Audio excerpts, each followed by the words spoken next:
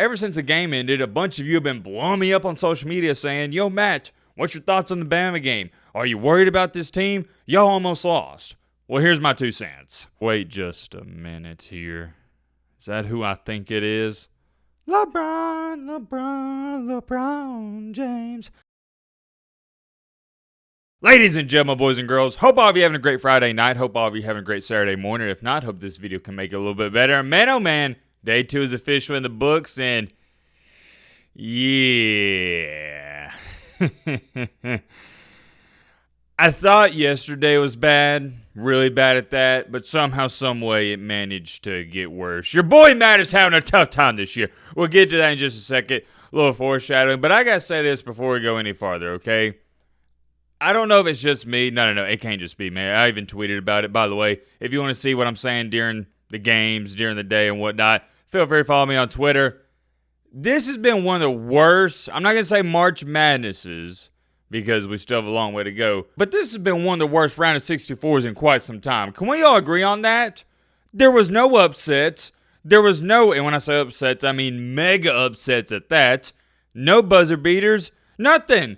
Where's the madness? There was none. I'm not going to hold you. Kind of disappointed. I am. But like we say on this channel, it is what it is. I'm not going to sit up here and say it was boring because I love watching college basketball. It was more so of it wasn't, and not entertaining, that's not the word, just not very exciting, if that makes sense. I saw this somewhere, and I'll double check on it in just a second. When we look at my bracket, I'll show you guys how I'm faring out outside this 33.5%. We'll break it down detail by detail. A 1, 2, 3, or 4 seed didn't lose for the first time in dang near 7 or 8 years. And that's why I said we didn't have a mega upset. The biggest upset we had was a 12 beating a 5, and if you keep up with college basketball, you know this. That's not really an upset. That happens every year. So like I was saying, kind of disappointing. By the way, you can still join our bracket group if you want to. We'd love for you to be a part of it. It's right here. I'll click on it, and we'll take a look at the leaderboard in just a second. It's MattBeGreat's bracket group, and we nearly have 2,000 members. Shout out to y'all. Currently, I am in 1,400th place. So yesterday, I was in 700th place. We got some more members, so that hurts me a little bit. Now, 1,400th out of 1,800. Not good, not good at all. Let me explain myself, though. I'm going to talk about these games first. We're going to do a recap. Then we're going to take a look at the leaderboard because I know you guys want to see who's winning that. If you didn't watch yesterday's recap video, day 1 wasn't too bad for me outside of Clemson, a team I had making it to the Final Four, getting put out in their first game. I only got 5 games wrong. But on Friday, which is today, I got a bunch wrong. For starters, I had the winners, San Diego State, North Carolina, beating Ole Miss. There was a ferocious comeback there, and I was getting worried for Ole Miss for just a second there. They wound up getting the win. Happy for them, happy for the SEC. So that was one of the upsets I thought was going to happen. And then I picked another one. This was my arguably biggest upset. No. It was the biggest upset of my bracket. Lipscomb beating Iowa State. And this is how it goes. It's either going to be Lipscomb has the win of their lifetime or they get blown out by 30. And which one was it? Yeah, they got blown out by 30. Of course, hindsight's 2020. I'm not going to sit up here and say, oh my goodness, Matt, I can't believe I picked Lipscomb to beat Iowa State. Iowa State's a much better team. I knew that heading into the game. I was just trying to predict an upset because that's all this crap is. That's all March Madness is. You're trying to guess where the upsets are going to be because they're bound to happen. Unfortunately, I got that one wrong, and then there's not even a lot to say about that game because Iowa State, they blew them out of the water. Let's head down to a West region where it wasn't too much better. I picked another upset in Grand Canyon, beating Maryland, and what happened? Maryland beat the absolute brakes off of them, so there goes that. And it goes back to what we were talking about yesterday. It's why this is one of my worst brackets of all time. So I'm like, okay, in this one, I'll take the upset. Grand Canyon. And this one, I'll take the team that should win the game. I think Colorado State was favored, but Memphis the higher seed. What happens? Memphis, they get upset, and in the Grand Canyon game, they do not upset Maryland. So I just got both of those wrong. Sometimes it's not your day, sometimes it's not your year, and fellas, it's not my year in the bracket. I do want to talk about this game for a little bit, UConn and Oklahoma. I did get this one right, so hey, clap it up. Good job, Matt. You got a game right. This one was obvious to me. you gotta go with the back-to-back defending national champion. Do I think UConn's gonna win it? No, I think Florida's gonna beat them and should beat them fairly easily. But in the round of 64 over a mid-tier SEC team, yeah, give me UConn all day. I tell you what, though, what about Muhammad Wagi, the center that transferred from Alabama? He scored like 8 straight points at the end of the game. Jeremiah Fears is one of the most exciting players to watch. I was kind of hoping Oklahoma would have won the game just to see him go up against Florida, but UConn, they get the win, and you knew that championship DNA was going to come into effect and come into play the last couple minutes of the game, and that's exactly what happened. As much as I hate to say this, it's the truth. UConn is not a great team. They're a good team. However, if I am a Florida fan, I am pissed off. How in the world, as a 1 seed, are we matching up with UConn in round 2? This is a nightmare matchup. This is the worst draw you could have got as a 1 seed. I know Creighton's looking pretty good. That's going to be a scary game for Auburn tomorrow. Even Houston on this side of the bracket. But me personally, I'd rather not play UConn. Dan Hurley walks around like he's the next best thing since sliced bread, but when you're the back-to-back national champion, you can do that. I personally think Rick Pitino is a better head coach than them. Hurley, he cries a little bit too much for my liking, but that's just me. But getting back on track here, I'm excited to see a Dan Hurley-led team against the most talented team in the nation in Florida, and the best team in the nation in Florida. They are the best team. I believe that's it for the West bracket. I did get, Matt got one right with the upset. I picked New Mexico to beat Marquette. They won. Got the Lobos playing Michigan State. Got that one right. I was kind of worried for Michigan State in the first half, but similar to Alabama today, they pulled away. Speaking of Alabama, we'll get to them in just a second. I haven't forgot. Heading on over to the east side of the bracket, the Dukies. Of course, I picked them to win. You know why? Because they got Cooper Flagg, the best player in the nation. I also picked Baylor to beat Mississippi State, and that happened. So look at Matt, 2 for 2 on the east side of the bracket. Oregon and Liberty, give me the Duckies. I like that team. They won. I also had Arizona yesterday. No, wait. Arizona played today, right? Yeah. So that's 4 straight for Matt. Not too much to say in the Oregon and Arizona game. They demolished inferior competition. But the Alabama one, different story. They were losing. They were like 4 minutes to go in the game, and they had to put in Grant Nelson just to secure the win. Ever since the game ended, a bunch of you have been blowing me up on social media saying, yo, Matt, what's your thoughts on the Bama game? Are you worried about this team? Y'all almost lost.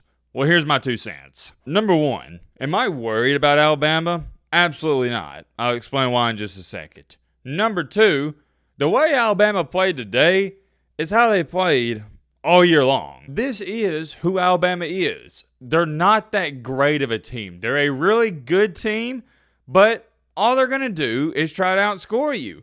It's relatively simple. Don't act brand new. Give all the credit in the world to Robert Morris. It's nothing against him. It's a cold, hard fact. Look at the stats and analytics. We've done all that leading up into this tournament. Alabama's not a good defensive team. This team has also struggled at times to find their identity. Mark Sears, he's been struggling as of recent. He's been terrible behind the three-point line the last 4 to 5 games. I love Mark Sears to death, but Alabama's best player the past couple of weeks has probably been LeBaron Philon, the true freshman guard. Shout out to Jaron Stevenson. He stepped up big the past couple of weeks. He's looking like he's ready for another March Madness run. Grant Nelson, when he's healthy, y'all know who he is. He's like Larry Bird. I get it. This may sound crazy to say, but it's the truth about this Alabama basketball team. I've watched every single game this year. I don't think many of you can say that. And they've been up and down all year long. It's wild to state that because you normally don't associate the phrase up and down with a national number 2 seed, but it's reality. I'm not even trying to be a Debbie Downer, Negative Nancy, or Eeyore off of Winnie the Pooh, whatever you want to call it. What I'm saying is, I didn't leave this game thinking any less or more of Alabama.